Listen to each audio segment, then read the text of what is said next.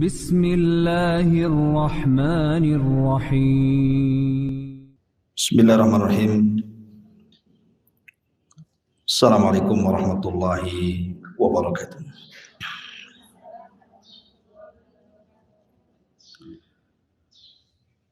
Alhamdulillah wassalatu wassalamu ala Rasulillah wa ala alihi wa sahbihi wa mawalah wa la hawla wa la quwata illa billahi wa ba'du.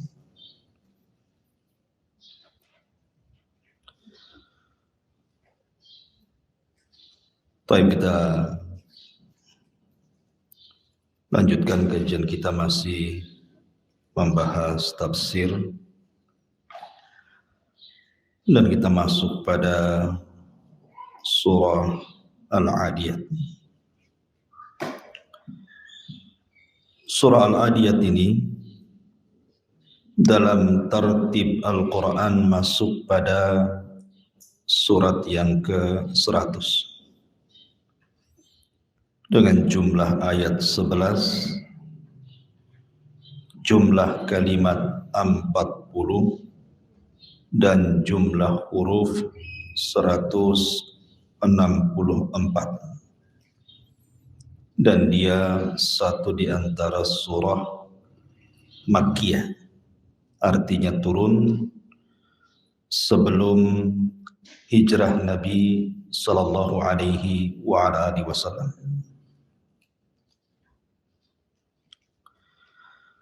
Adapun sebab turun daripada surah Al-Adiyat ini, sebagaimana dikatakan oleh Al-Imam Al-Muqatil rahimahullahu ta'ala, bahwa Nabi sallallahu alaihi wasallam suatu ketika mengutus sariyah. Sariyah itu artinya pasukan yang tidak diikut sertakan Nabi di situ. Artinya Rasul tidak terlibat dalam pasukan itu. Itu disebut sariyah. Untuk menyerang salah satu perkampungan dari perkampungan Kinanah. Nah, Nabi sallallahu alaihi wasallam ketika itu memilih Al-Mundhir Ibn Amr Al-Ansari radhiyallahu an sebagai pemimpin pasukan. Ada yang mengatakan Ali, ada yang mengatakan yang lainnya. Maka berangkatlah pasukan ini, semua berkuda. Tidak ada yang jalan kaki, semua menggunakan kuda. Rupanya sudah berhari-hari pasukan ini diberangkatkan. Tiba-tiba lost kontak. Rasul tidak tahu kabar pasukan ini, menangkah, kalahkah, karena lama tidak sesuai dengan target. Karena Nabi SAW itu kalau membuat sebuah peperangan pasti ada target. Sekian hari, sekian minggu, sekian bulan gitu. Tapi kok pasukan ini tidak ada kabar gembira dan juga tidak ada kabar sedih. Enggak jelas pasukan ini ada di mana. Sehingga kemudian orang-orang munafik mereka membuat kegaduhan di kota Madinah dengan cara bahwa pasukan yang diutus Rasul kalah perang, semua mati dibunuh, dan kuda-kudanya diambil sebagai harta rampasan perang oleh orang-orang kafir. Tentu Nabi SAW sedihlah ketika melihat pasukan tiba-tiba dihabarkan seperti itu, karena bagaimanapun Nabi SAW menghendaki keselamatan para sahabat itu. Mereka punya anak, punya istri, dan begitu seterusnya. Tapi kadang berita ini sudah menyebar, maka membuat kesedihan di tengah-tengah kaum muslimin, termasuk apa yang dialami Rasul. Ketika Nabi SAW sedang bersedih seperti ini, Sementara orang-orang munafik senang-senang saja karena mereka menyebarkan berita hoax gitu ya, untuk menyakiti Rasul dan sahabat. Di sini Allah Subhanahu wa taala turunkan ayat atau surah Al-Adiyat bahwa yang tersebar berita itu adalah berita hoax, tidak benar. Kalau pasukan itu dibantai semua, kudanya menjadi harta rampasan perang. Justru mereka sedang perang. Dan peperangannya digambarkan dalam surat ini. Mereka sedang perang dan digambarkan peperangannya. Dan berakhir dengan kemenangan. Allah Subhanahu wa taala berfirman, "Wal 'adiyati dhabha, fal muriyati qadha, fal mughirati subha, fa'atharna bihi naq'an, fawasatna bihi jam'a." Di sini Allah Subhanahu wa taala menggambarkan kepada Rasul bagaimana kondisi perang pasukan yang diutusnya itu, yang dipimpin oleh Al-Mundhir ibn Amr Al-Ansari. Allah mengatakan wal 'adiyati dhabha, demi kuda-kuda perang. Dhabha yang sedang terengah-engah mengeluarkan suara. Karena kuda itu punya 3 suara. Suara ketika diam berbeda dengan suara ketika berjalan, berbeda ketika suara ketika berperang. Ya. Jadi Nabi SAW digambarkan mereka sedang berperang dan kuda-kudanya pun ikut perang. Nanti saya jelaskan keutamaan kuda dalam Islam.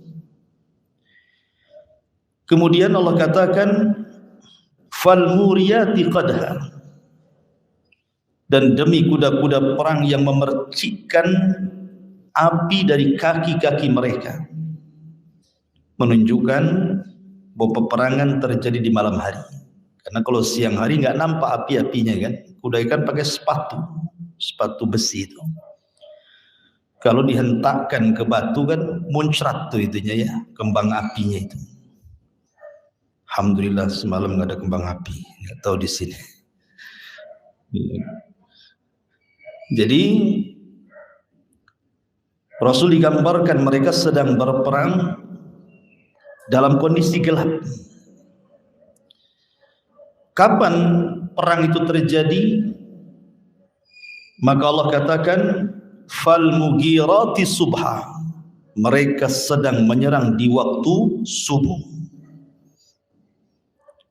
Nanti saya jelaskan keutamaan waktu subuh. Fa'atharna bihi naq'an, dan kuda-kuda perang itu mungkin lagi mereka sedang berkecamuk perang sehingga menimbulkan debu-debu yang melayang. Fawasatna bihi jam'a, dan demi kuda-kuda perang yang sedang berada di tengah-tengah peperangan. Maka surah Al-Adiyah ini membantah isu-isu orang-orang munafik bahwa pasukan ini sudah kalah perang, dibantai, kudanya ditahan. Ternyata bukan seperti itu. Allah mewahyukan bagaimana kondisi para sahabat, semua selamat dan mereka menang perang. Ini sekilas tentang asbab nuzul daripada surah Al-Adiyat. Taib, kita masuk pada tafsirnya. Allah Subhanahu wa taala berfirman, wal 'adiyati dhabha. Di sini Allah Subhanahu wa taala bersumpah dengan kuda perang. Ada yang mengatakan bahwa al-'adiyati dhabha ini bukan bercerita perang, tetapi cerita orang yang sedang haji. Dan di sini wal 'adiyati dhabha itu bukan kuda perang, tetapi unta, demi unta gitu. Tapi pendapat yang kuat bahwa di sini bercerita tentang perang karena lihat dari asbab nuzulnya. Unta bukan kendaraan perang. Dan kendaraan perang itu ya kuda. Memang Allah ciptakan kuda itu untuk kendaraan perang. Makanya Rasul menyunahkan melatih kuda, berkuda, memanah, dan berenang gitu ya. Wal 'adiyati dhabha. Allah bersumpah dengan kuda. Kenapa Allah Subhanahu wa taala bersumpah dengan kuda di sini? Karena di antara sekian banyak binatang yang memang dikhususkan untuk berperang itu, yang sangat bisa untuk dibawa perang itu hanya kuda. Selain kuda sulit. Makanya Nabi SAW menjelaskan bahwa pada ubun-ubun kuda itu ada berkah.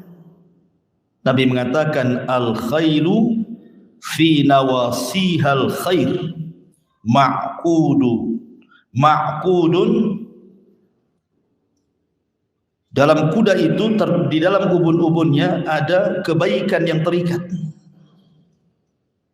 ila yaumil qiyamah, sampai kiamat dibangkitkan. Dalam riwayat al-khairu ma'qudun fi nawasil khair, bahwa kebaikan itu terikat pada ubun-ubun kuda. Dalam riwayat alaika bil khair fa innal khaila ma'qudun fi nawasihal khair ila yaumil qiyamah. Kalian harus berkuda karena dalam kuda itu terikat pada ubun-ubunnya kebaikan sampai kiamat dibangkitkan. Dan riwayat-riwayat yang semakna banyak. Salah satunya juga riwayat yang dikatakan al-khailu salasatu. Farasun yarbituhu ar-rajulu fi sabilillah. Salah satunya adalah kuda yang digunakan seseorang untuk jihad di jalan Allah Subhanahu wa taala. Intinya bahwa banyak hadis-hadis tentang keutamaan kuda karena ada barokah di ubun-ubunnya. Dan yang mengherankan, keberanian kuda itu ditentukan dengan keberanian penunggangnya. Kalau penunggangnya berani, kudanya berani. Kalau penunggangnya penakut, kudanya ikut penakut. Jadi kuda itu kayaknya lengket dengan sehati dengan penunggangnya. Jadi kalau penunggangnya makin berani, kudanya makin berani. Itulah memang kuda diciptakan seperti itu mungkin ya. Jadi kalau penunggangnya berani, ikut berani dia. Kalau penunggangnya pengecut, ya ikut pengecut juga kuda itu. Kemudian kuda ini binatang gesit dalam peperangan, tidak seperti unta atau tidak seperti keledai, tidak. Kuda ini bisa belok kanan, bisa belok kiri, bisa mutar, bisa mundur, bisa maju gitu ya. Sehingga karena kegesitan itu seolah-olah Allah ciptakan kuda itu memang untuk kendaraan perang di zaman itu, kan itu ya. Zaman sekarang ya tembak matilah kuda. Zaman itu kan belum ada pistol apalagi bom gitu. Jadi memang perangnya berhadap-hadapan gitu. Dan pasukan kuda itu disebut pasukan elit di zaman itu. Makanya ketika Nabi SAW melihat kesedihan di mata-mata para sahabat saat perang Tabuk. Tabuk ini agak jauh dari Madinah, tidak bisa dilalui dengan jalan kaki. Kalau jalan kaki lemes duluan gitu ya. Makanya yang pasukan yang bisa ikut serta dalam perang Tabuk itu harus pasukan berkuda. Sementara yang daftar perang itu banyak, tapi tidak punya senjata dan tidak punya kendaraan. Makanya Nabi sedih gitu ya. Dan pasukannya disebut Jaisul Usrah namanya, pasukan kesulitan, pasukan fakir. Maka Rasulullah berceramah tuh tentang pentingnya sedekah, karena jelas peruntukannya kan untuk jihad. Datang Abu Bakar menyerahkan semua hartanya, datang Umar menyerahkan separuh hartanya, datang Abdurrahman bin Auf menyerahkan banyak hartanya, dan yang paling banyak adalah Utsman ibn Affan. Dia banyak menyumbangkan seolah-olah perang Tabuk itu milik Utsman. Ya. Makanya Nabi SAW mengatakan kepada Utsman, "Ma darraka ya Utsman ma amilta ba'da hadzal yaum." Apapun yang kau perbuat wahai Utsman setelah kau infak hari ini, enggak ada yang mudaratkan kamu lagi. Menunjukkan keistimewaan Utsman ibn Affan karena sedekah banyak sekali. Artinya bahwa dalam perang Tabuk yang sangat berperan kemenangan itu adalah pasukan kuda. Ya, memang kuda ini Allah Subhanahu wa taala ciptakan untuk itu. Dan Nabi SAW juga memiliki kuda.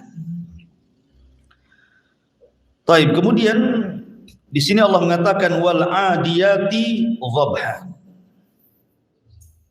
Dalam tafsir As-Sa'di dikatakan aqsamallahu ta'ala bil khairil jariyati fi sabilihi. Allah bersumpah dengan kuda yang bisa berlari dengan kencang di jalan Allah Subhanahu wa taala. Dan dhabha di sini artinya suara kuda yang sangat memeki gitu kan. Dan itu bisa menakutkan lawan. Jadi suara kuda itu bisa menggentarkan lawan gitu, suaranya saja, pekikannya itu. Lah ketika Allah bersumpah dengan kuda, ya suka-suka Allah lah mau bersumpah dengan makhluknya apa saja kan gitu. Tapi tidaklah Allah bersumpah pasti dalam sumpahnya itu makhluk itu punya keistimewaan. Karena makhluk Allah kan banyak, tapi tidak dijadikan sumpah semuanya. Allah itu kalau bersumpah pasti memilih makhluk-makhluk yang ada keistimewaan di hadapannya. Tetapi kalau kita bersumpah jangan sampai bersumpah dengan kuda.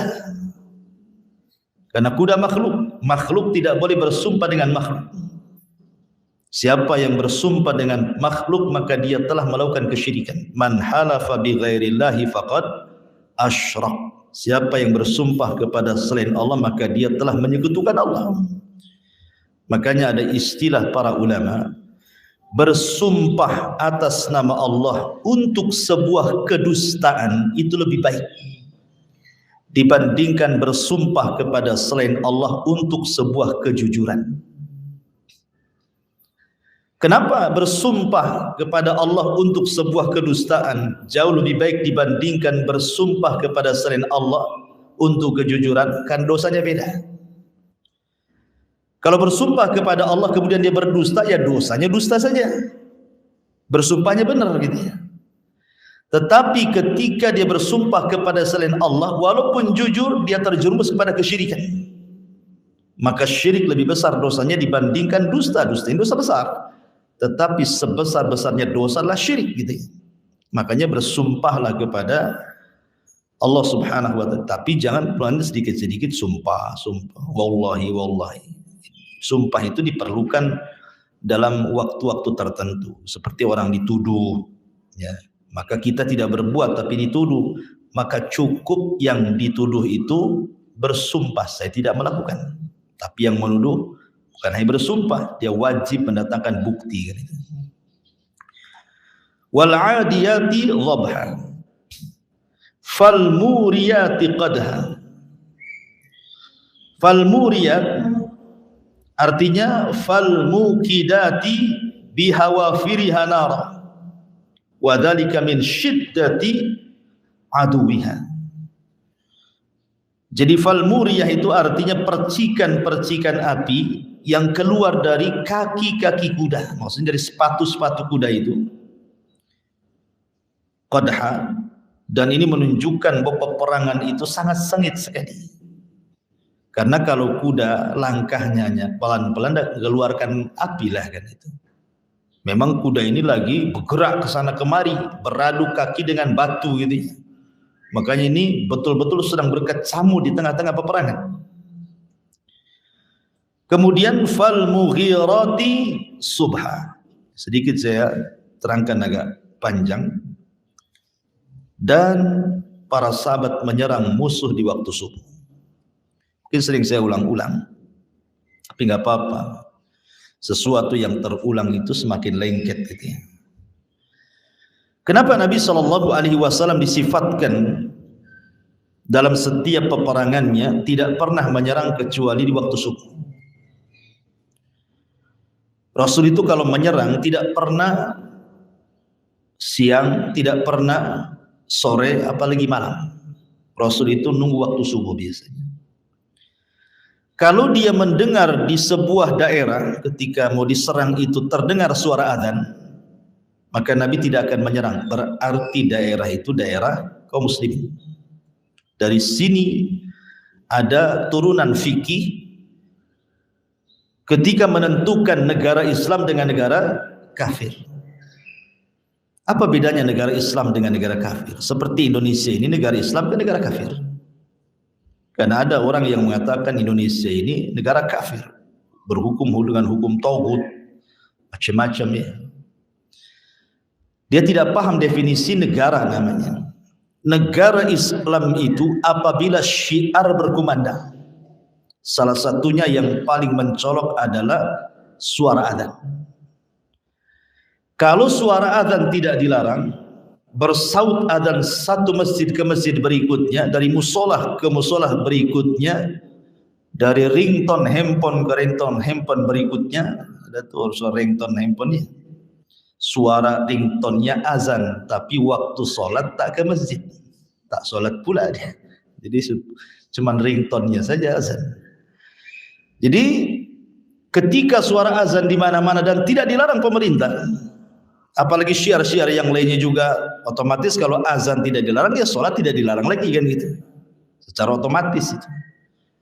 Berarti negara itu masih dihukumi negara Islam. Soal kemudian ada beberapa hukum yang di luar daripada Islam, kan tidak semua, karena bagaimanapun bukan hanya di zaman sekarang.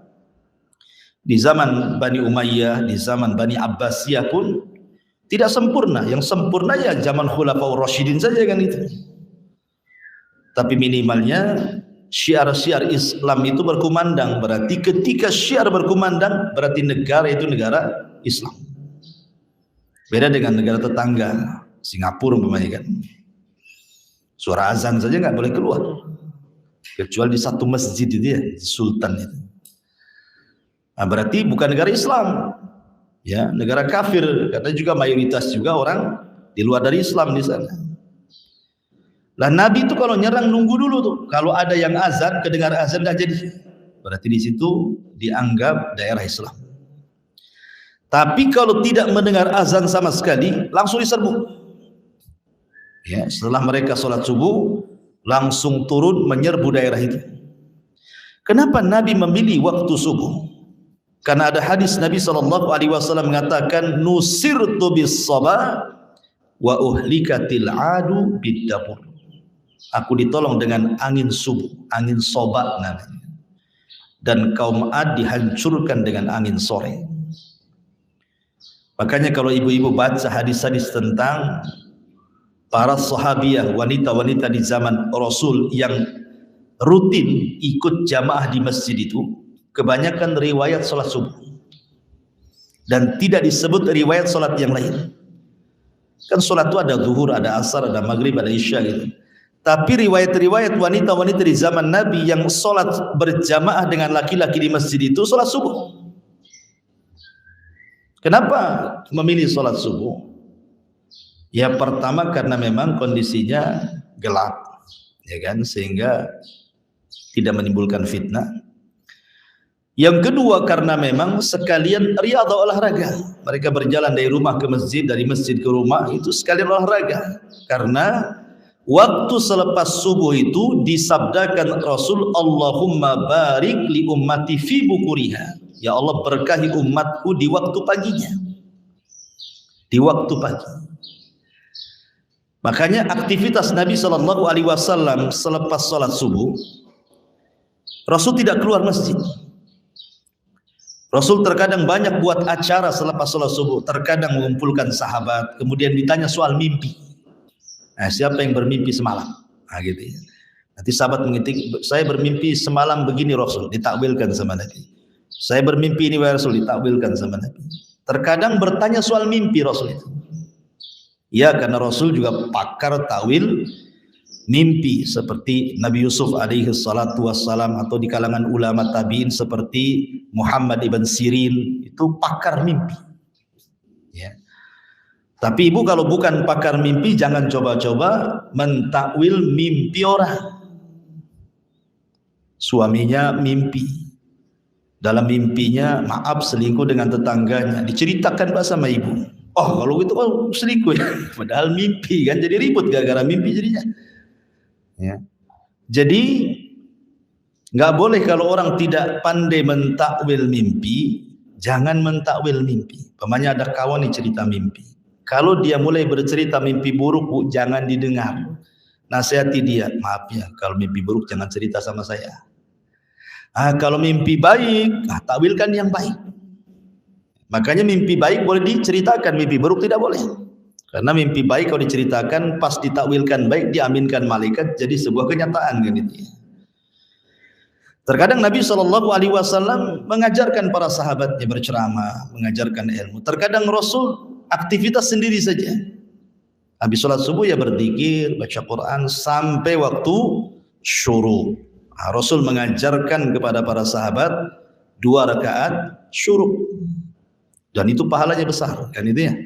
Kata Nabi SAW, siapa yang sholat subuh kemudian tidak beranjak pada tempatnya, dia pun mengingat Allah Azza wa Jalla sampai matahari terbit meninggi 1 tombak, lakukan 2 rakaat syuruk, pahalanya kahajjati wal umrah taman kata Rasul, seperti haji dan umrah secara sempurna.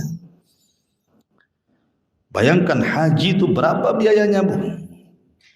Apalagi zaman sekarang, jangan haji umrah aja dipersulit. Tahun kemarin malah ditutup, tak boleh haji karena corona kan. Kalau ingin dapat pahala haji, gitu saja ibu kalau di rumah, makanya di rumah itu ibu sediakan mihrab lah.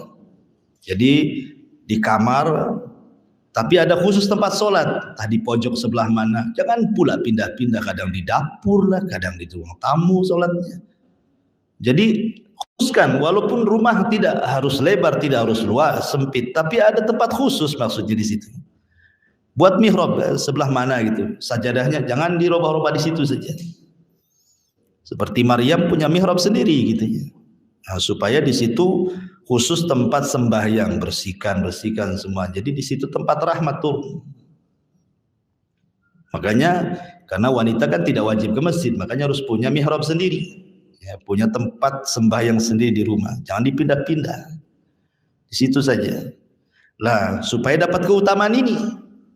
Sekarang kan tidak beranjak dari tempatnya kan, berarti di situ saja. Kemudian berzikir, baca Quran gitu ya. Kemudian nggak lama dari subuh ke syuruk itu 1 jam paling, ya kan? Baru sholat 2 rakaat selesai.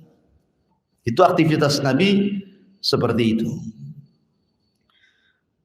Ditambah juga memang di waktu subuh itu ada angin berkah. Setiap peperangan itu Rasul ditolong dengan angin berkah itu. Makanya nasihat para ulama itu kalau habis subuh, kalau memang cuacanya baik, maksudnya tidak hujan lah, maksudnya tidak mendung, coba buka jendela, buka pintu gitu ya, supaya angin soba itu masuk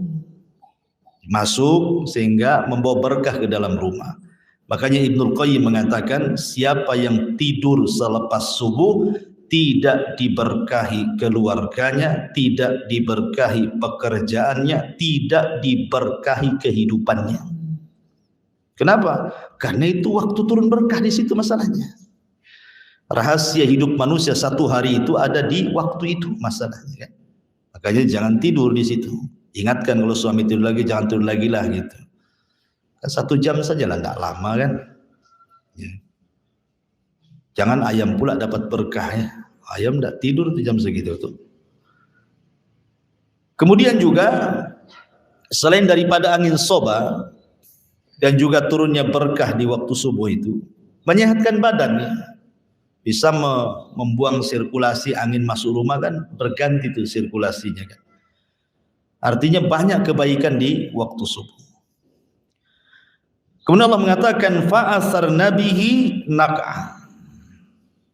Di sini fa'athar nabihi naq'a, yang namanya peperangan ya sudah wajarlah menimbulkan debu di mana-mana, apalagi memang kondisi di sana kan bukan perang di hutan. Ya perang di tanah terbuka, di padang pasir, banyak batu, banyak pasir, ya wajar debu di mana-mana. Dan kuda-kuda yang menghamburkan debu-debu ke langit. Kemudian fawasat nabihi jam'a, di mana para sahabat ini dengan kuda-kudanya betul-betul sedang berkecamuk di tengah-tengah peperangan. Mereka sedang menyerang. Ini gambaran-gambaran sumpah dengan kuda ini. Setiap sumpah dalam Quran mesti ada jawabannya. Untuk apa Allah bersumpah? Kan itu yang mesti ada pertanyaan. Untuk apa Allah bersumpah? Jawabannya untuk ini. Innal insana li rabbihi lakanud. Sesungguhnya manusia terhadap nikmat Rabbnya selalu kanud. Kanud itu artinya jahud. Jahud itu artinya selalu mengeluh, menentang, berpaling. Nikmat Allah ini banyak, sampai-sampai Allah katakan wa in ta'uddu nikmatallah la tuhsuha, kan? Kalau ibu menghitung nikmat Allah dengan alat apapun tidak akan kehitung, karena tidak terbatas nikmat Allah itu. Jangankan jauh-jauh lah, ibu ngaca saja, itu semua nikmat Allah, kan? Tengok mata, alhamdulillah. Coba mata diletakkan di kaki, jadi mata kaki. Susah mau mandang. Kenapa letakkan di atas? Supaya bisa mandang, nikmat kan itu. Mandangnya saja sudah nikmat, diletakkan pula di tempatnya makin nikmat. Telinga di samping kiri, samping kanan, sempat di atas kepala ngadap ke langit apa enggak? Hujan masalah gitu, Bu. Jadi mendengarnya saja sudah nikmat, diletakkan pada tempatnya aja sudah nikmat lagi. Dan dua-duanya mendengar sama pendengarannya. Coba kalau seandainya yang lain beda kan repot kita ini. Mata juga memandang sama dua-duanya fungsinya. Kalau mandang uang 100 ya tetap uang 100, enggak mungkin yang satu 2000 yang satu 100 kan itu. Artinya disamakan, diseimbangkan. Tangan juga sama, enggak panjang sebelah gitu.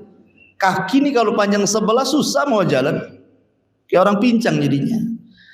Jadi oksigen macam-macam lah, belum lagi darah bermacam-macam warna darah, macam-macam lah kalau kita cerita nikmat. Itu yang ada pada badan kita. Makanya Allah mengatakan wa fi anfusikum afala tubsirun. Dan pada diri kalian itu ada nikmat yang harus kalian lihat sebenarnya. Lebih daripada itu, Allah Subhanahu wa taala berfirman, Allahu akhrajakum min butuni ummahatikum la ta'lamuna syai'a. Ketika kita dikeluarkan dari perut ibu kita, kita kan tidak mengetahui sesuatu. Sedikit pun kita tidak mengetahui apa-apa. Kita bisa lihat bayi yang baru dilahirkan, kan? Melihat saja tidak, mendengar saja tidak. Kadang-kadang bergerak saja susah. Mau minum saja harus disusui, mau makan harus disuapi gitu ya. Itu waktu kita bayi itu. Maka Allah katakan wa ja'ala lakumus sam'a.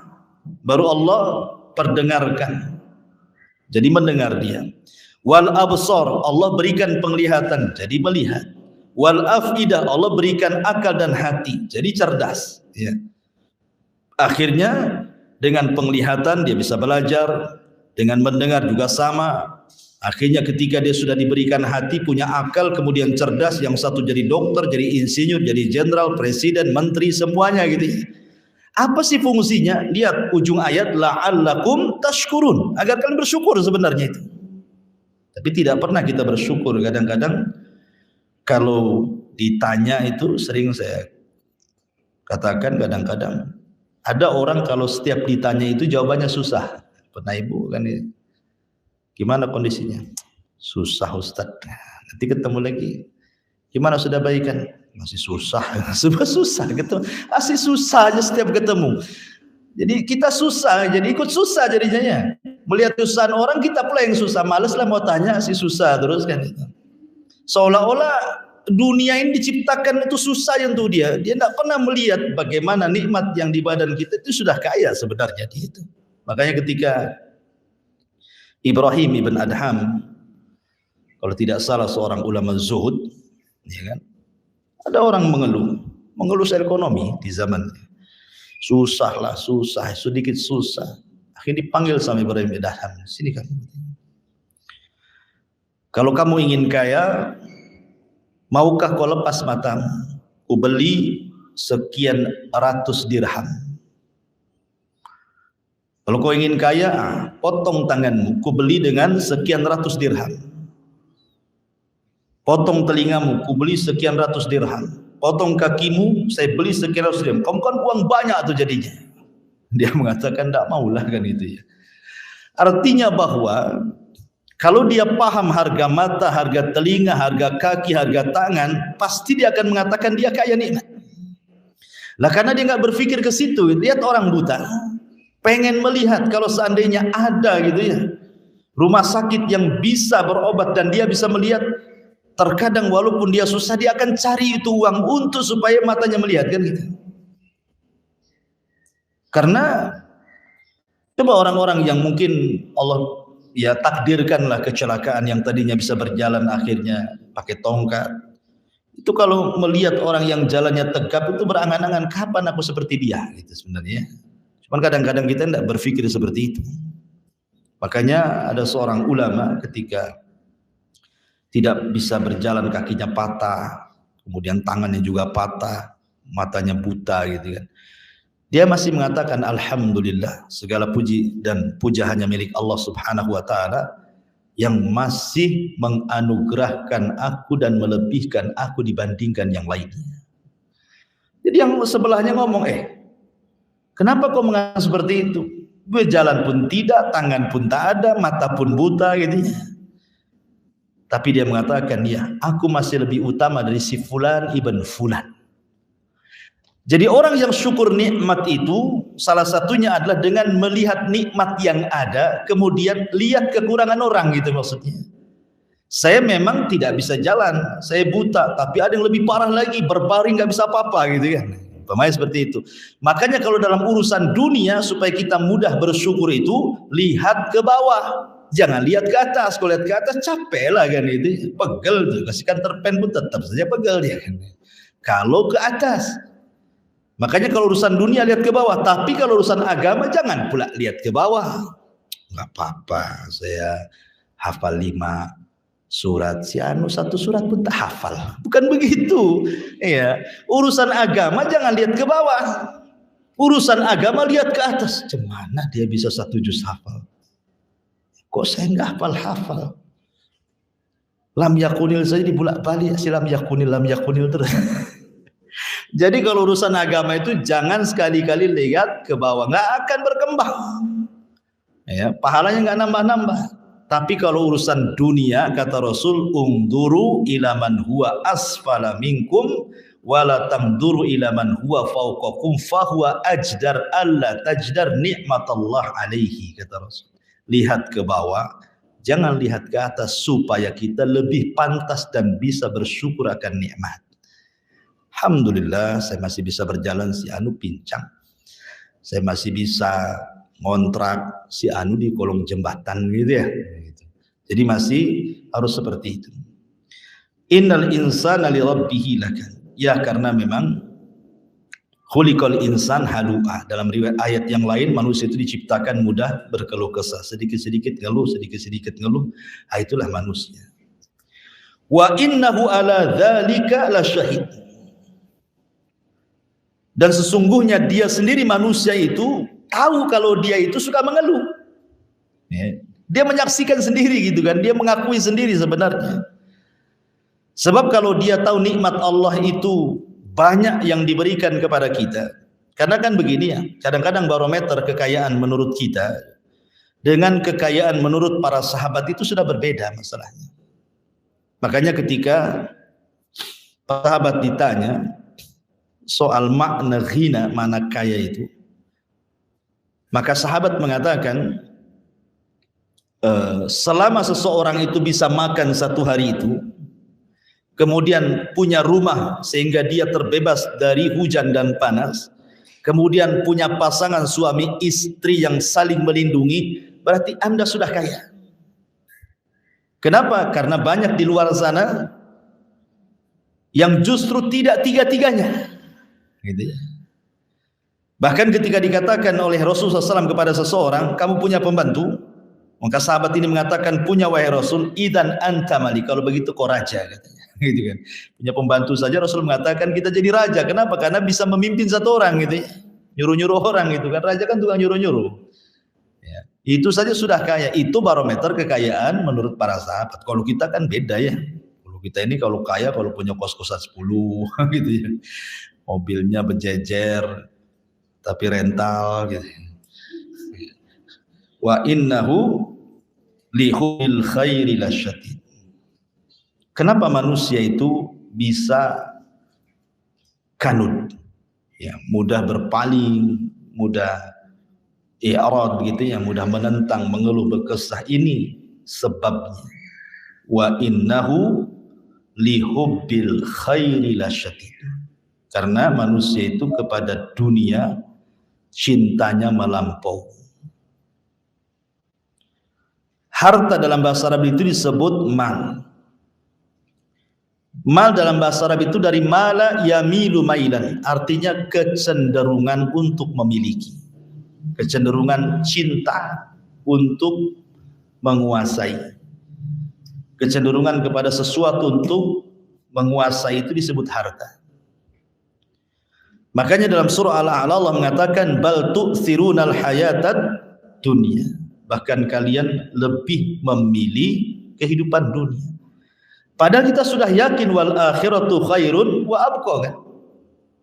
Kalau orang Islam, apalagi ibu sudah ngaji, pasti kalau ditanya lebih baik dunia atau sorga, pasti ya sorga jawabannya. Tapi dalam kehidupan nyata itu hanya di lisan saja yang ngomong begitu. Ya termasuk saya pribadi, termasuk ibu, termasuk hampir semua kena. Kecintaan kepada dunia ini lebih dibandingkan kecintaan kepada akhirat. Karena masalahnya kecintaan kepada dunia ini mencakup semua aspek kehidupan manusia. Sering saya contohkan dalam hal kecil saja. Dalam hal kecil ya. Dalam dunia apa saja? Dunia pendidikan lah contohnya.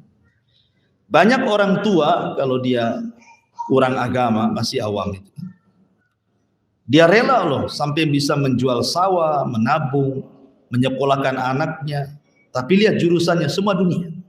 Yang satu kedokteran, yang satu insinyur, yang satu ekonomi, yang ada gitu kan. Anaknya tidak ada satupun yang dipesantrenkan. Alasannya apa? Ustaz, kalau saya kepesantrenkan, saya kan dokter. Nanti anak saya nggak jadi dokter. Dunia kan. Cita-citanya itu dunia. Kenapa? Saya ini insinyur. Kalau saya mondok di Jabal Uhud, mana jadi insinyur dia kan? Insinyur hutan yang ada. Jadi terkadang masalah-masalah pendidikan saja kita melampau urusan dunia itu lebih dibandingkan urusan agama kan. Bahkan ada yang lebih ekstrim lagi, ngapain masuk pesantren? Jadi apa anak kamu? Kerjanya gimana? Ijazahnya udah kemana-mana tuh. Itu artinya apa? Wa innahu lihubbil khairi lasyadid. Atau contoh yang lain, ibu ini kalau beli baju pasti kan milih bu ya, nggak mungkin nggak milih lah ibu, pasti milih. Pertama lihat baju kawannya dulu, oh cantik bajunya nih, beli di mana? Tengok mereknya kan itu ya, murah apa mahal? Terkadang mahal pun kalau sudah cocok tuh pengen dibeli, dia bisa nabung loh untuk beli baju. Tapi ketika ada saudaranya yang miskin, yang mungkin tidak punya baju syar'i, terkadang ibu ngasih bukan yang baru tuh, pasti yang second, yang bekas-bekas ibu kan, yang gombal-gombal tuh, yang udah nggak muat, gitu ya, kumpulin dikarungin, kasihkan di Ruli sana. Jadi ngasih orang itu jelas sorga, tapi ibu beli baju belum tentu jadi sorga kan, belum tentu. Ibu beli baju bagus, baju masih ada, jadi sorga tidak. Itu hanya sekedar kepuasan batin saja kan. Bahkan bisa celaka kalau untuk riya. Tapi kalau ngasih orang sudah jelas gitu ya. Coba kalau seandainya ibu ngasih orang seperti kita cari baju untuk sendiri gitu kan. Itu baru ibu menyeimbangkan dunia akhirat namanya itu.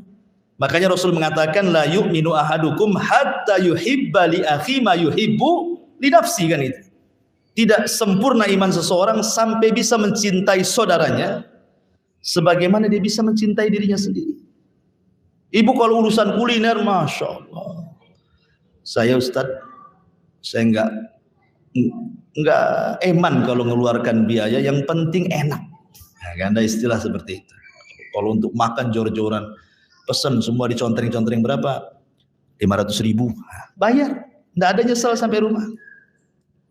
Sekali ada orang miskin butuh makan, cari nasi padang, 1 lauk, 1 potong lagi. Nah, kasih, yang penting udah ngasih nasi kan ya. Lah ini kan ngasih orang nasi, ini kan urusan akhirat ya, dapat surga kan. Tapi ibu makan kenyang dapat surga? Belum tentu. Makanya Bu, terkadang dunia kuliner ini, kalau saya nasihatkan, jangan diwajibkan. Ya, jangan diwajibkan, karena ada nih keluarga muslim ini kadang-kadang merepotkan suaminya. Setiap minggu wajib keluar. Kemana? Bukan ke pengajian, kuliner kan? Sana. Ayo Pak, kita ke sana Pak. Kita ke sana. Sekali seminggu ayahnya mungkin suaminya sibuk gitu kan. Udah senyum pun tidak. Kenapa malam ini? Jadi akhirnya jadi dosa kan? Gara-gara malusan kuliner. Makanya Nabi SAW apabila pagi-pagi itu kan selalu Rasul itu menjumpai istrinya 2 kali. Pertama pagi, yang kedua menjelang maghrib. Pagi dia keliling dulu kepada istrinya. Istri Rasul kan banyak, ada 11. Ya kan, disalami dulu, didoakan, menceramah sebentar, nanti ke rumah istri. Setiap hari seperti itu, nanti sore juga gitu lagi. Ya. Tapi kalau di pagi hari aktivitas Rasul, kalau mau sarapan itu pertanyaannya sederhana. Hal indakum syai'un. Syai'un ini nakirah Bu. Dalam bahasa Arab itu bukan ma'rifat. Kalau ma'rifat itu ada alif lamnya, asyai'u. Tapi kalau tidak ada alif lamnya menjadi tanwin, syai'un berarti nakirah.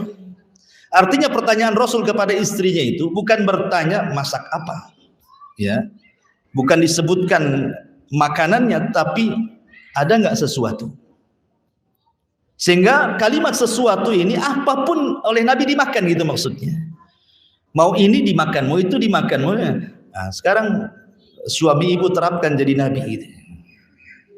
Kalau ibu ndak masak sayur kangkung atau sayur apa kesukaan dia, bisa marah ini kan ibu ya. Si ini terus, kok tak bisa masak ya kata. Jadi sebenarnya soal masalah ini jangan merepotkan keluarga ini. Makanya ibu jangan menekan suami gara-gara kuliner. Karena ini bahaya sekali. Rasul itu kalau soal makan apa saja dimakan.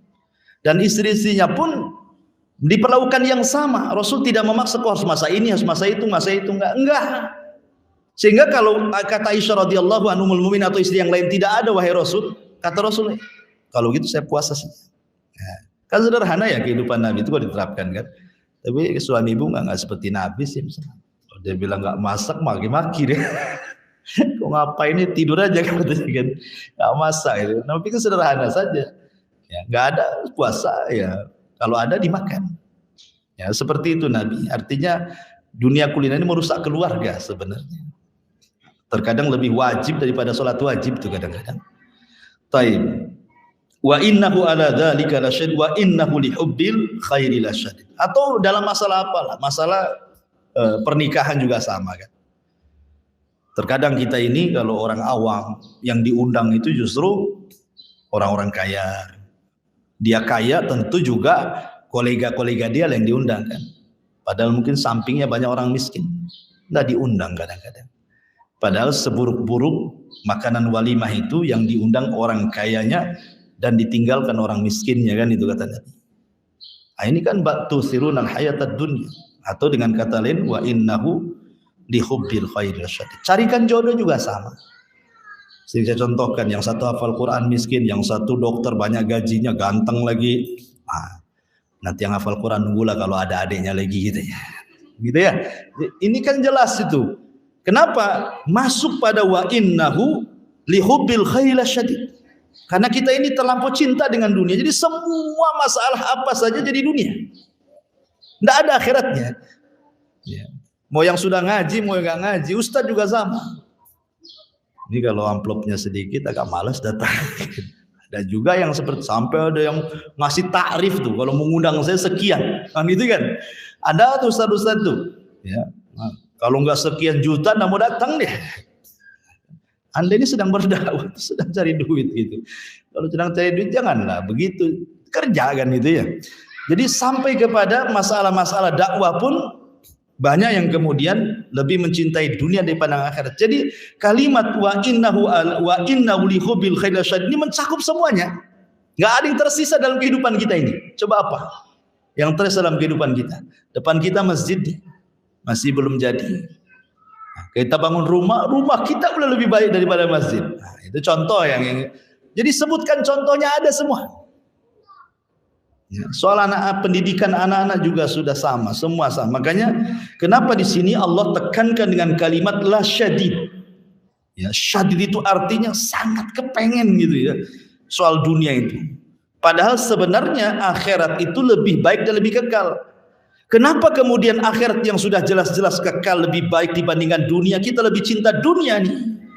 Kata Abdullah bin Mas'ud radhiyallahu an, li'anna dunya quddimat wal akhirata ukhirat. Masalahnya dunia itu didahulukan, akhirat dibelakangkan. Coba kalau dibalik, kita masuk surga dulu, enggak mungkin kita ke dunia kan itu ya. Apain? Makanya Nabi Musa mendebat Adam, gara-gara kau aku jadi ke dunia jadi. Coba kau tambahkan gua larangan, katanya Musa. Ya, karena tahu nikmatnya dunia. Karena dunia didahulukan, akhirat dibelakangkan, walaupun akhirat sudah sering kita dengar kenikmatannya tidak bisa dilihat mata, didengar telinga, terlintas pun tidak bisa. Itu kan berarti nikmat sekali itu tuh kan. Tapi tidak tertarik, hanya jadi cerita saja. Tetap saja kita ini dunia terus. Kenapa? Karena dunia dikedepankan dan ditampakkan, akhirat itu dikebelakangkan dan digaibkan. Cukup beriman, itu masalahnya. Ya. Jadi seolah-olah itu yakin antara yakin dan tidak yakin soal akhirat itu. Nah, dunia ini ya sudah di depan. Jangankan soal itu, soal jual beli saja. Ibu jual barang sama saya. Ustaz, ini harga ini berapa? Ini kalau kontan 1.000. Kalau kredit nggak apa-apa lah 1.500. Bagi penjual lebih baik kontan daripada kredit, ya kan? Kenapa? Karena kontan sudah jelas dapat duit lagi kan. Kalau kredit dia kalau bayar nanti macet kreditnya kan itu ya. Itu urusan apa saja. Ya, makanya sifat-sifat seperti ini sifat manusiawi gitu ya. Karena memang sorga itu dikelilingi dengan sesuatu yang dibenci. Tapi neraka itu dikelilingi dengan sesuatu yang dicintai. Makanya orang lebih suka masuk neraka walaupun bayar, dan tidak suka masuk surga walaupun gratis. Innal insana li rabbih lakanud wa innahu ala dzalika lasyahid. Wa innahu li hubbil khairi lasyadid. Afala ya'lam idza bu'thira ma fil qubur. Afala ya'lamu idza bu'thira ma fil qubur.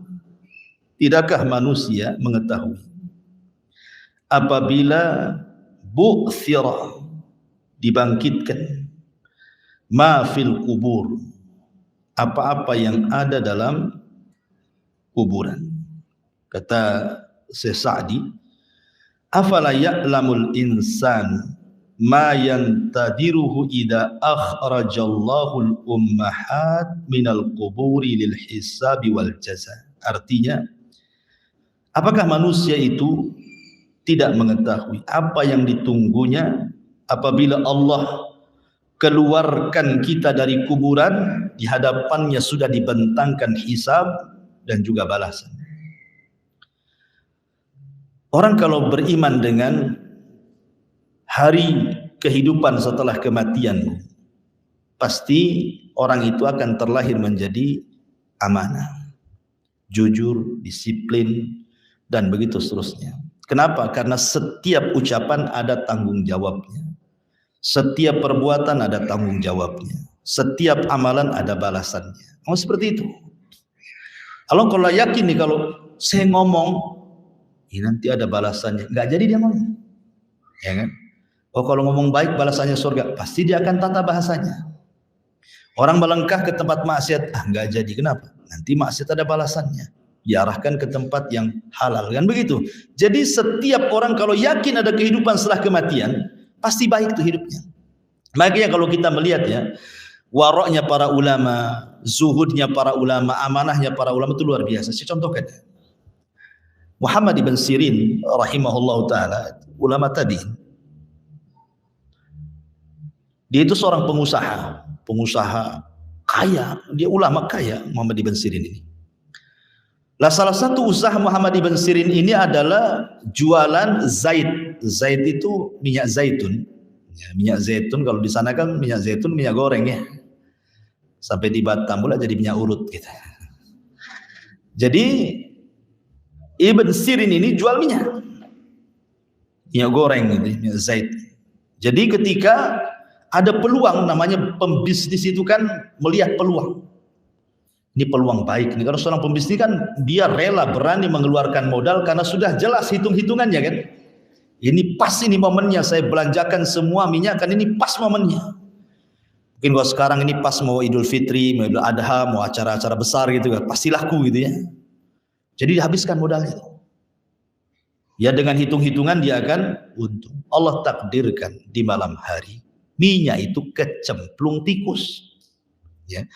Dalam ilmu fikih Bu, apabila minyak itu berbentuk jamad itu mengeras seperti mentega, kemudian tikus jatuh, maka cukup dikeruk bagian yang terkena tikus dibuang dan yang lainnya bisa dipakai, nggak najis.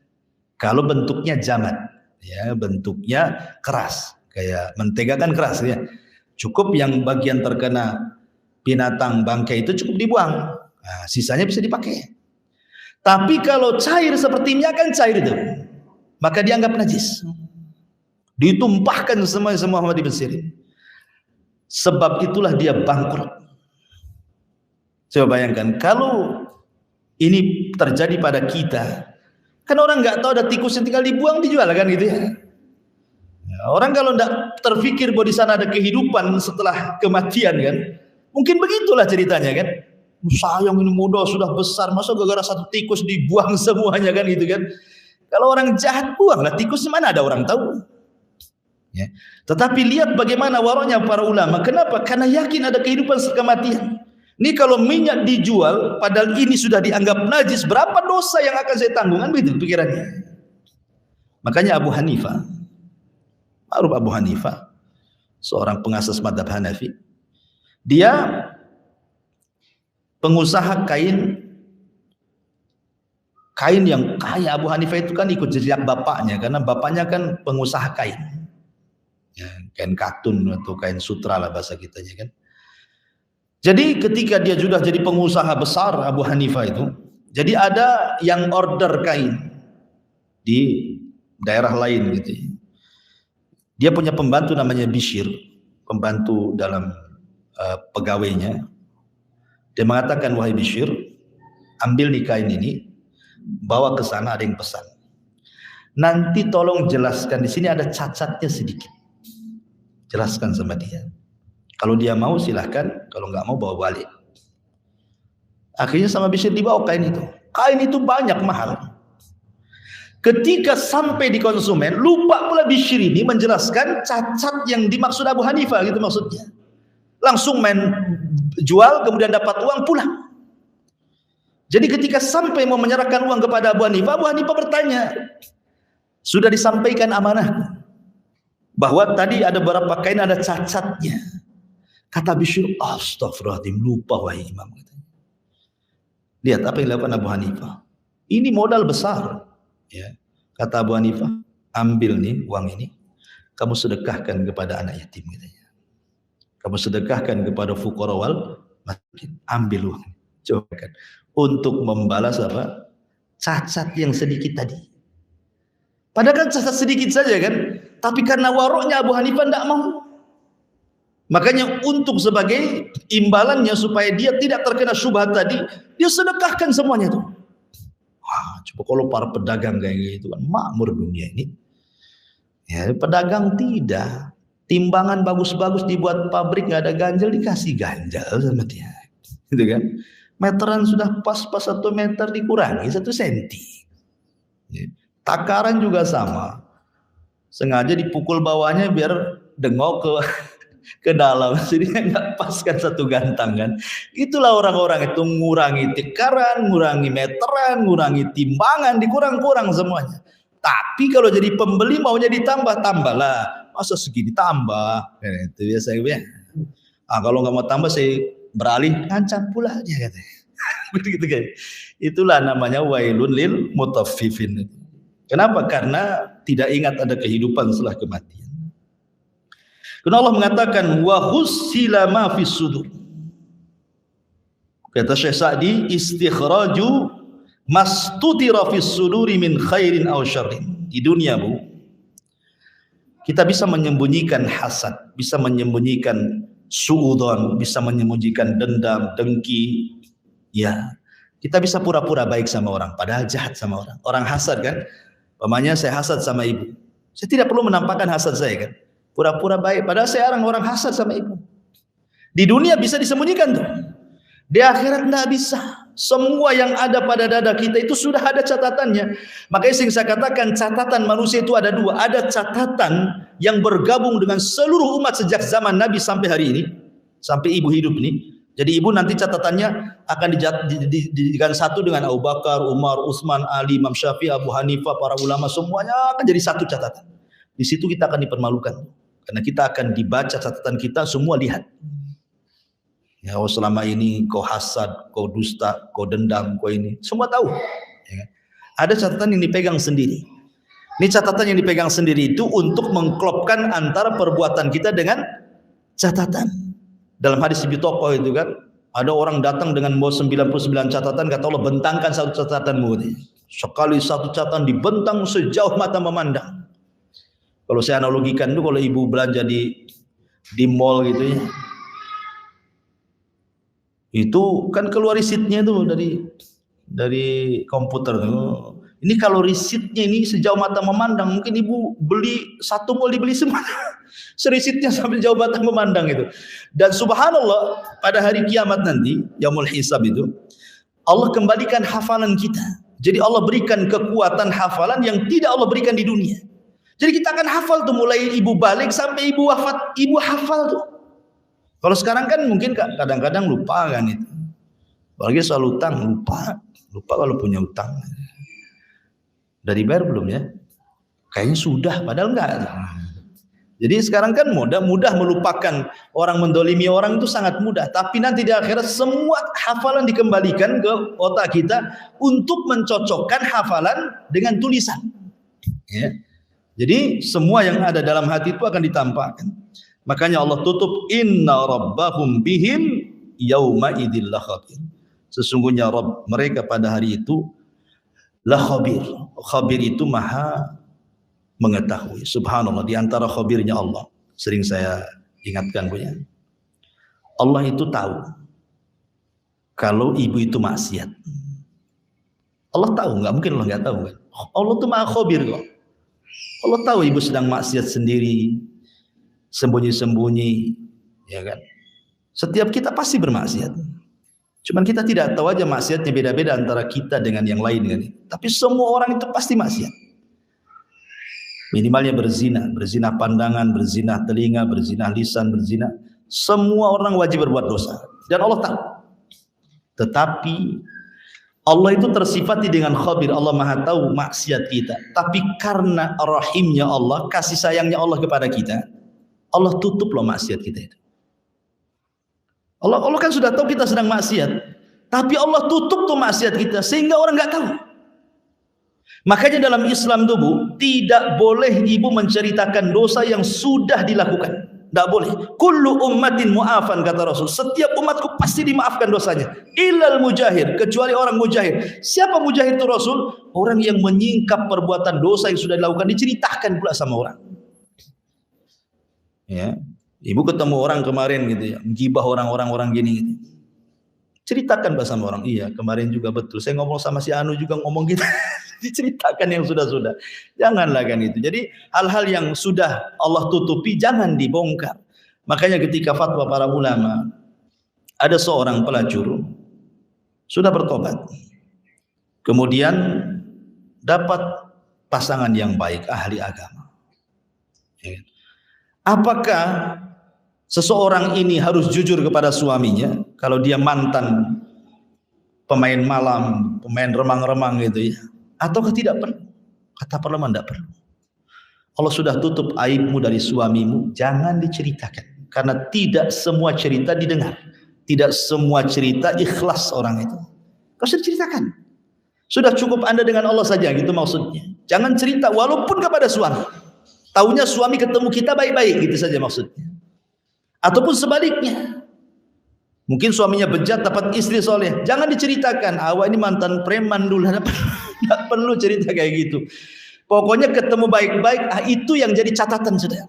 Jadi nggak ada lagi, karena biasanya tersakiti orang gara-gara itu. Nah, dalam urusan rumah tangga saja harus saling menutup, tidak semua harus tahu. Dan jangan ingin tahu. Nah, itu yang penting. Kadang ibu ini nekan suami, akhirnya banyak dusta. Suami yang tadinya jujur jadi banyak dusta. Gara-gara apa? Gara-gara komunikasi. Nelpon gak dibalas, marah kan gitu ya. Kok dibalas-balas sih? Kamu di mana? Oh, gitu ya. Akhirnya lama-lama mungkin suami jujur, lama-lama dia dusta dia. Nah, ngajari orang dusta jadinya. Husnudzon sajalah, bismillah. Tawakkal 'ala Allah. Ya. Karena yang membolak-balikan hati manusia kan bukan ibu sama suami, enggak bisa. Suami enggak bisa diatur. Yang bisa ngatur itu Allah. Minta Allah yang ngatur, gitu maksudnya. Kalau ibu ngatur mana bisa?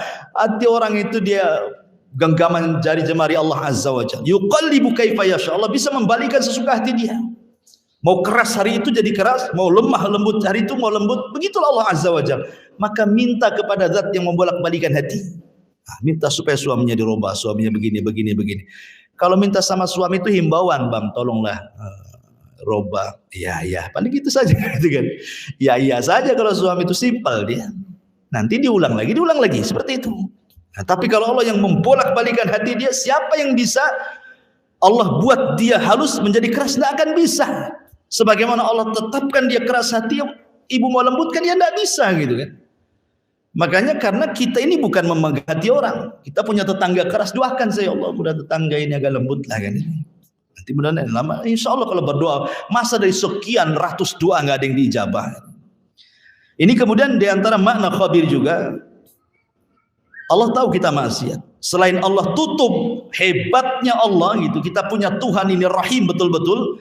Allah tidak membalas setiap kita maksiat.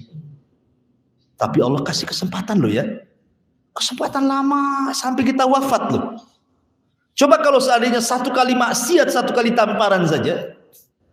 Sekali maksiat tok gitu kan, sakit umpamanya kan.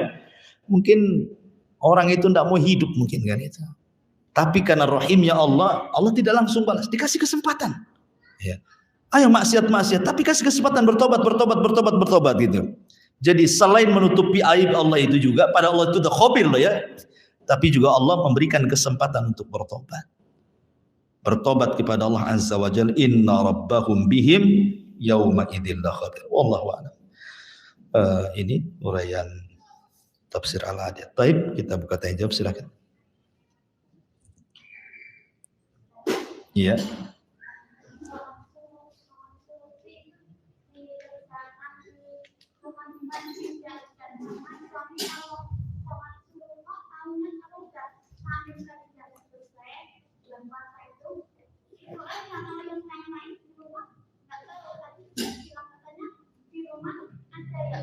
Gimana kan? Salat syuruk ya. Itu bagi perempuan lah di rumah. Enggak, Nabi itu contohkan untuk laki-laki dan perempuan. Kalau perempuan ya di rumah lah salat syuruk. Ya di rumah, tetapi makanya saya katakan tadi buat di rumah tuh tempat mihrab khusus, tempat sholat, jangan dipindah-pindah di situ. Nah di situ, nah ibu sholat subuh di situ, dzikir di situ sampai terbit sholat syuruk di situ.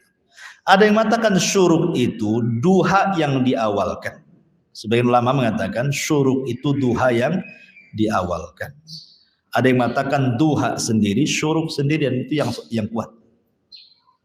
Ya, bagi ulama yang mengatakan itu duha yang diawalkan ya mereka ada dalilnya.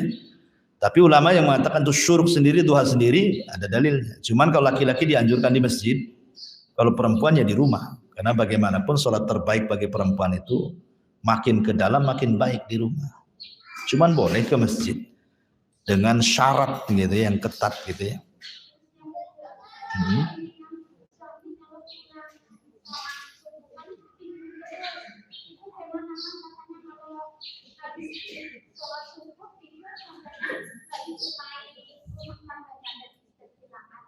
Yep.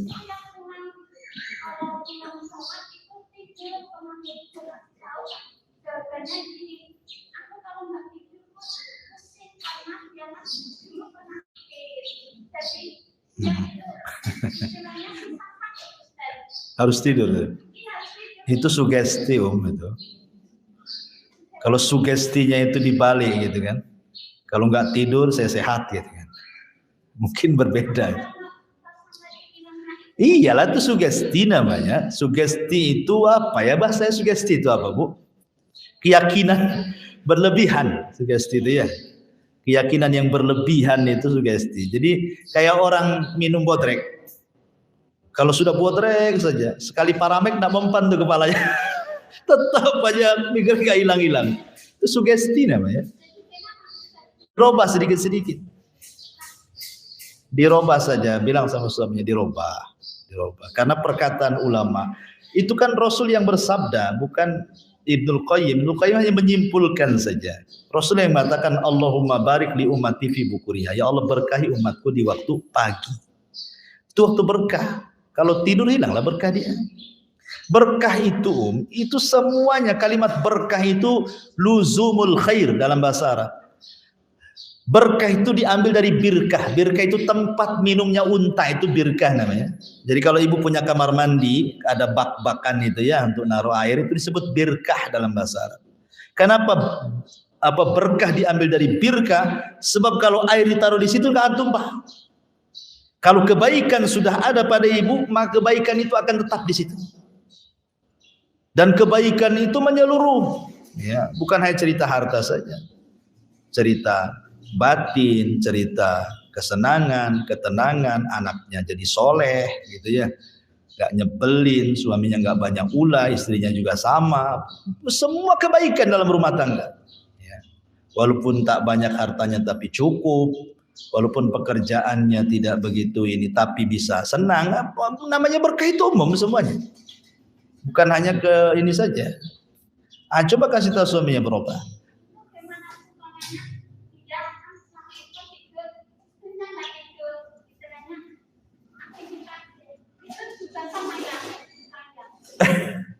Ya istrinya diberkahi, suaminya diberkahi. Iya.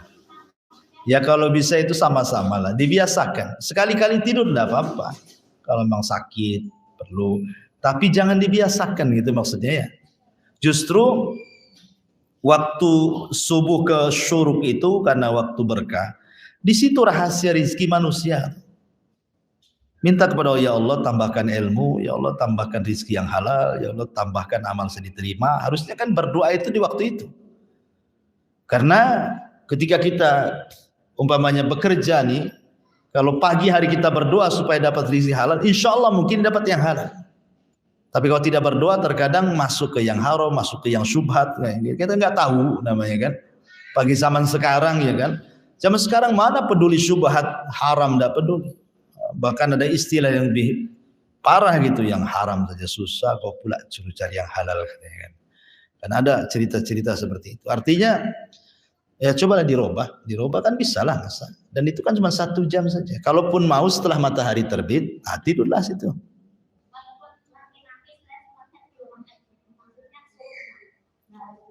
Ke masjid lah kalau laki-laki. Bukan sholat ke masjid tidak mesti harus ngaji. Sholat 5 waktu itu mana masjid terdekat, mau sholat terdekat, ke musola atau ke masjid. Laki-laki lebih ya. Iya, kalau ibu nggak apa-apa di rumah. Allahu a'lam. Iya. Kalau ada pulsa yang masuk ke HP kita, karena sampai dia nggak ngisi, jadi kita harus ini ya, mengganti pulsa itu kita daftar utama gitu ya. Kalau ada pulsa nyasar, ada pemberitahuannya nggak? Jangan-jangan lagi ngeprank nggak suami? Nggak. Ya sebaiknya kalau pulsa nyasar, kalau ibu takut itu bagian dari syubhat, ya ambil saja, diuangkan, disedekahkan. Itu lebih baik kan itu. Tapi kalau ada bonus-bonus gitu kan, dari Telkomsel atau dari apa tuh, biasanya ya sudahlah, mereka yang ngasih, kita nggak minta. Kecuali kalau kita pasang sekian dapat pulsa sekian, itu judi namanya maksudnya. Tapi kalau dari mereka ngasih ya hadiah, apa masalahnya, ya kan? Tapi kalau itu bagian daripada takut syubhat, ya sedekahkan saja. Ya senilai yang masuk. Iya. Kan ada nomornya, itu nggak ada nomornya ya kalau gitu ya. Nama pengirimnya ya. Oh ya, taib. Karena saya nggak pernah dikirim pulsa juga. Banyak orang yang nanya itu. Gitu. Nanya tapi nggak kirim pulsa, jadi jawabnya malas. Jadi ngabisin pulsa ini kan. Memang enak jadi dokter itu daripada jadi ustadz ya. Konsultasi 300, padahal belum itu resep tuh. Ngasih resep baru ngomong aja kan. Ustadz ini konsultasi 24 jam tak bayar. Itulah wa innahu li hubbil khairi lasyadid. Nah, masuk juga tuh contohnya. Iya. Iya.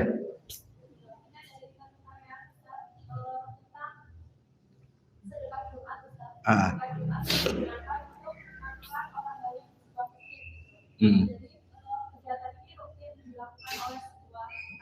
Lembaga.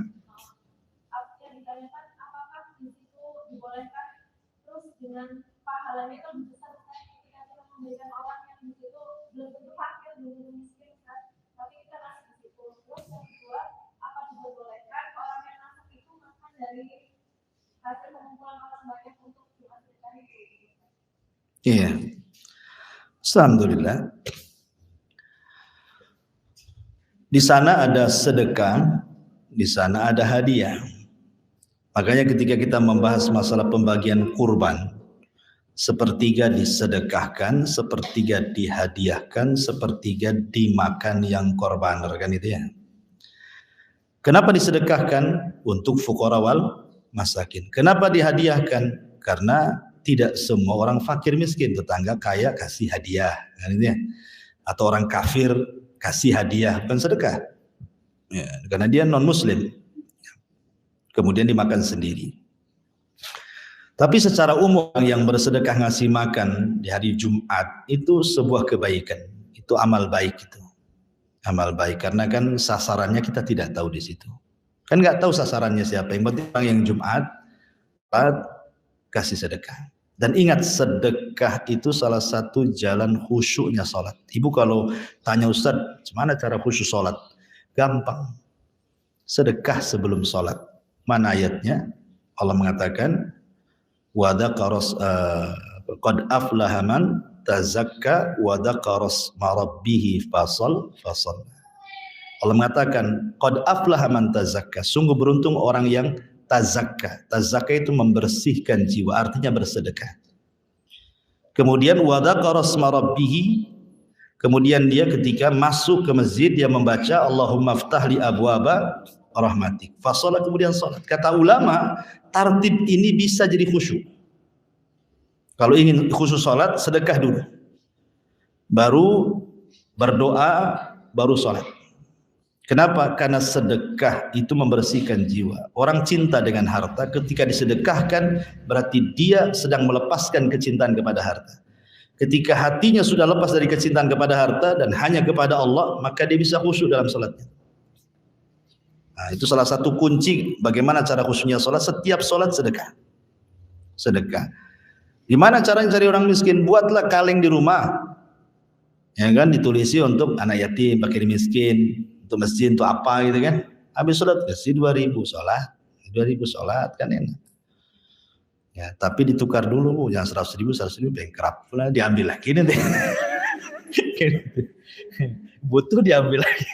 Makanya ditukar banyak gitu ya, recehan. Sikit kan bisa ini. Kalau 100 dibuat 100.000 dibuat 100 perakan kan, bisa lah 3 tahun. Baik, jadi kembali ya masalah sedekah tadi. Gak apa-apa, sedekah kan kita kan intinya niatnya kepada fuqara wal masakin. Dan kalau aglabnya orang Mesir itu memang orang nggak mampu, ya adalah orang-orang yang kaya di situ, ya enggak apa-apa. Kita kan niatnya untuk fuqara masakin. Karena kan nggak tahu masjid itu orang miskin kah nggak orang miskin kan? Ya kan salah, hukumnya diambil dari keumuman saja.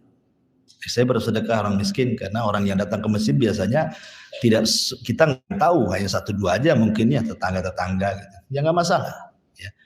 Kemudian orang yang masak boleh nggak makan? Ya sekarang gini masalahnya, niat dia masak untuk sedekah itu. Nah, itu kembali kepada ayat tadi. Ya, wa innahu li hubbil khairi lasyadid tadi kan. Niatnya apa gitu? Kalau niatnya lillah, murni karena Allah Azza wa Jalla, ya dia akan sedekahkan semuanya. Capeknya dia, laparnya dia, hausnya dia, itu ada pahala sendiri. Nah ini penting, makanya kenapa orang harus yakin dengan pahala itu. Contoh ini, anak ngurus orang tuanya, tapi saudara-saudara yang lain itu tidak pernah ngurus orang tuanya, entah ngerantau di mana-mana. Akhirnya kemudian orang tuanya mengatakan, nak, karena kamu yang sudah ngurus saya, ini rumah ini milik kamu. Saudara-saudaramu itu kurang ajar semua sama saya, katanya. Jangan senang bu, tidak boleh. Walaupun ibu yang ngurus dia, tetap tidak boleh mendolimi ahli waris kan. Jangan pula aku yang ngurus ibuku, ya sudah pantas tidak. Itu namanya tidak ikhlas ketika ngurus orang tua kan. Tetap dibagi sesuai waris dan dia akan dapat pahala besar di surga karena ngurus orang tuanya. Nah, kalau gara-gara itu hilanglah pahalanya jadinya kan. Nah, contoh seperti itu ya, yang mungkin untuk mendekatkan pemahaman. Ya tapi kalau seandainya kita memakan tidak berlebihan di situ dan diberikan izin dari donaturnya, sih tidak ada masalah. Hanya sekedarnya saja di situ kan. Apalagi dia juga orang fakir. Wallahu a'lam.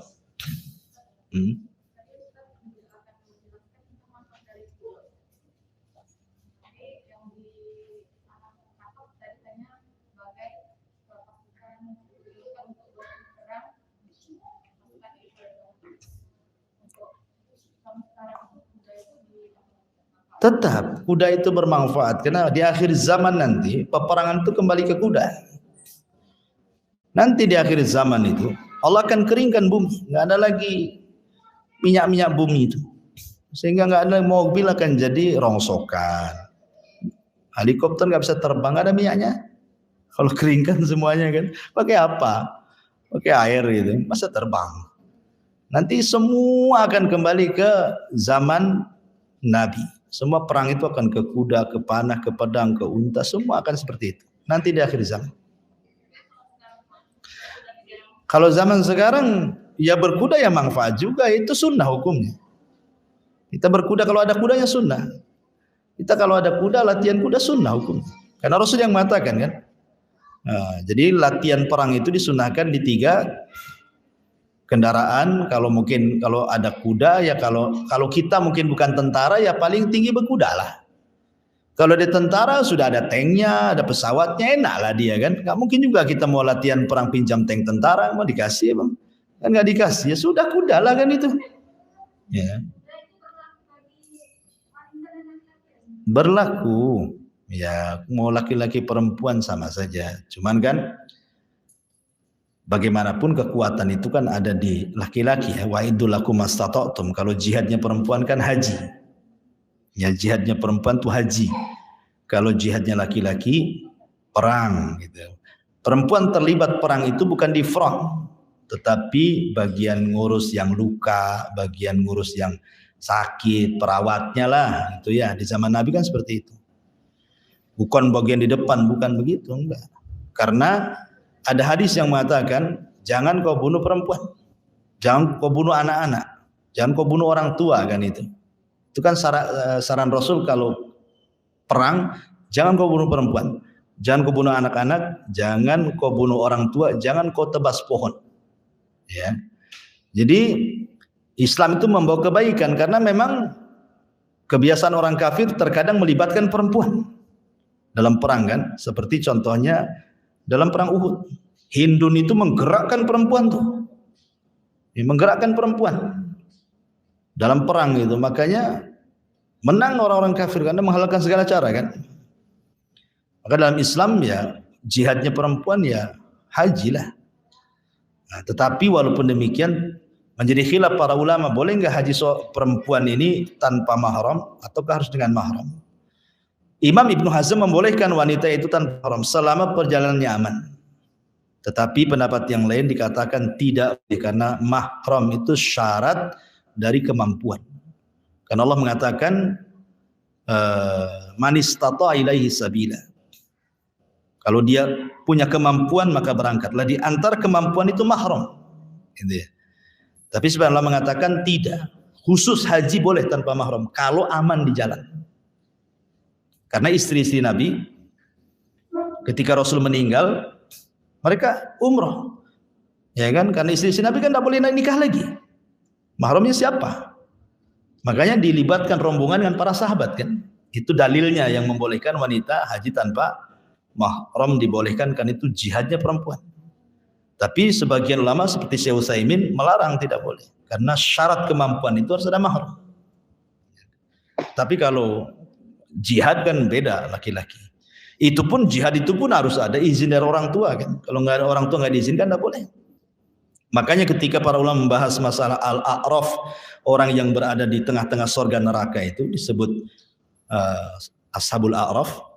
Dosanya apa sih ashabul a'raf ini? Kenapa dia di tengah-tengahkan? Kalau ada angin surga enak, kalau angin neraka tersiksa, di tengah-tengah surga neraka. Dan hisabnya paling terakhir lagi. Rupanya dosanya sepele. Ketika dia jihad, orang tuanya nggak ngizinkan. Akhirnya mati syahid. Ya. Syahidnya masuk surga, tidak izin orang tuanya masuk neraka. Di tengah-tengah dia jadinya. Itulah dosanya ashabul a'raf itu. Gara-gara nggak izin jihad. Makanya ketika ada orang yang datang kepada Rasul dari Yaman jalan kaki loh, Rasul alhiqni bil jihad. Rasul libatkan aku dalam jihad. Kata Rasul, ahayun walidaik, hidup orang tuamu masih. Kau sudah izin? Sudah, tapi keduanya menangis. Artinya tidak redha kan gitu ya. Kata Rasulullah, irji fa fihi ma fajahid. Sebaiknya kau pulang. Berjihadlah untuk orang tuamu, buat orang tuamu tertawa sebagaimana kau buat orang tua menangis. Jadi walaupun jihad tetap ada syarat-syaratnya kan. Bagaimana laki-laki juga ada syaratnya ketika jihad, perempuan juga sama ketika haji ada syarat-syaratnya.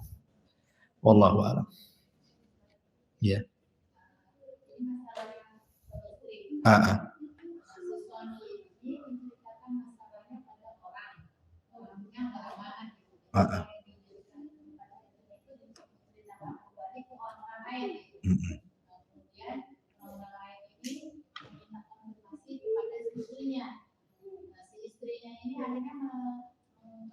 Menegur suami.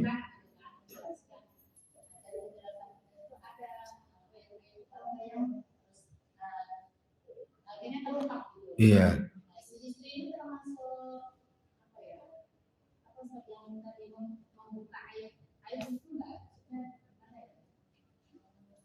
Belum paham saya.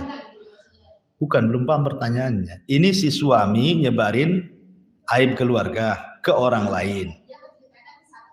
Satu orang ini ada hubungan keluarga nggak? Orang lain, oke. Okay. Jadi ember ke sana kemari. Nah, terus?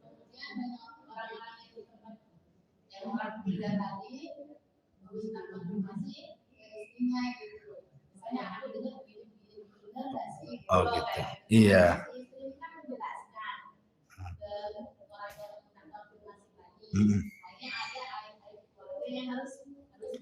Sebaiknya ibu tutupi kalau ada orang konfirmasi, itu tidak benar itu aja. Suami itu tidak benar itu nggak kayak gitu, ditutupi aja ibu. Jadi ada yang nutup, ada yang buka keran, ada yang nutup keran gitu loh. Jangan pula dibuka semuanya, kerannya habis nanti akhirnya terbongkar semua aibnya nanti. Jadi kalau memang ya salah satunya yang berakal lah. Salah satu yang berakal, jangan ikut pula, jangan ikut emosi juga kan itu. Ya kalau bisa nasihati suaminya, bisa nasihati. Kalau enggak ya kadang-kadang ada beberapa suami yang keras kepala gitu kan. Harus dikasih oli itu kepalanya biar encer. Jadi ya ibu harus menutupi kekurangan suami. Kalau seperti itu ibu harus menutupi. Walaupun iya seperti itu yang diceritakan. Ya kan, tetapi kan kita kan seorang muslim harus tetap menutup aib saudara yang muslim kan. Man satara musliman satarahullahu yaumal qiyamah kan itu. Siapa yang menutup aib seorang muslim, apalagi dia kerabat, apalagi dia keluarga. Orang lain aja kita tutup, Allah tutup aib kita. Loh, apalagi keluarga kita. Enggak benar itu, enggak benar. Nah, gitu aja, Bu. Sebab biasanya kalau obrolan seseorang itu biasanya mengembang biasanya. Ya, ngembang kemana-mana. Kalau udah asikan ngomong seperti itu. Makanya kenapa Rasul mengatakan falyakul khairan aw liyasmut itu. Karena perempuan itu ya pahala lebih banyak didiam dibandingkan laki-laki. Ya, kenapa pahala perempuan itu lebih banyak didiam? Ya karena yang banyak bicara perempuan. Setiap Rasul mempermisalkan dosa lisan itu semua perempuan contohnya. Tidak ada yang laki-laki. Karena laki-laki itu biasanya dosanya lain, mukul, bunuh gitu ya. Nah, kalau perempuan itu semua lisan. Kalau sudah mencontohkan dosa lisan mesti contohnya perempuan. Dalam hadis-hadis itu. Ya, seperti contohnya umpamanya Rasul ditanya, Rasul ada perempuan nih sholat malamnya rajin, sholat sunnah puasa sunnahnya rajin, sedekahnya pun rajin, berbuat baiknya pun rajin, tapi nyakiti tetangganya pun rajin, katanya kan. Nah, ini rajin semua rupanya kan. Yang ini rajin, yang itu rajin. Kata Rasul nggak ada kebaikan perempuan itu. Atau ketika Nabi SAW bicara tentang dengan Aisyah radhiyallahu anha, masalah dia menyinggung Sofia, ya kan? Itu juga Rasul dengan Aisyah wanita mengatakan laqad qulti kalimatan law mujizat bihal bahru lamazazat. Sudah mengucapkan satu kalimat, kalau dilempar ke lautan tercemarlah semua air lautan itu. Tidak usah diulangi lagi. Ya. Jadi ataupun contohnya banyaklah contoh-contoh yang intinya bahwa lebih baik diam dibandingkan bicara, kecuali kalau ada manfaat. Bicara itu kan ada 3, Bu. Ada yang mengandung dosa, ada yang tidak mengandung dosa, ada yang sama sekali, maksudnya ada yang berpahala, ada yang berdosa, ada yang tidak berpahala, tidak berdosa. Itulah ucapan manusia kan antara 3 ini. Satu ucapan yang mengandung pahala, satu ucapan yang mengandung dosa, satu ucapan yang enggak mengandung pahala, enggak mengandung dosa. Contohnya apa? Gimana kabarnya? Itu kan enggak berpahala, enggak berdosa, cuman ngomong aja gimana kabarnya kan. Nah, lain kalau ngajak dakwah. Ngajak dakwah berarti ucapannya berpahala, ngajak maksiat berarti ayo kita gibah, itu berdosa gitu ya. Nah, tapi bagaimana kabarmu? Nah, semua dicatat. Baik yang berdosa, yang berpahala, yang tidak berdosa, semua dicatat. Cuman yang tidak berdosa dan tidak berpahala tidak dihisab. Dicatat tapi tidak dihisab. Tapi yang ada kandungan dosa, yang ada kandungan pahala, itulah yang dihisab. Ada hisab mudah, ada hisab yang sulit ya. Intinya saling menutupi, Bu. Kalau suaminya ember, ibu pula jadi tutup ember gitu ya. Maksudnya seperti itu. Wallahu a'lam. Cukup ya. Subhanaka bihamdika asyhadu an la ilaha illa anta astaghfiruka wa atubu ilaik. Allahu ta'ala. Assalamualaikum warahmatullahi wabarakatuh.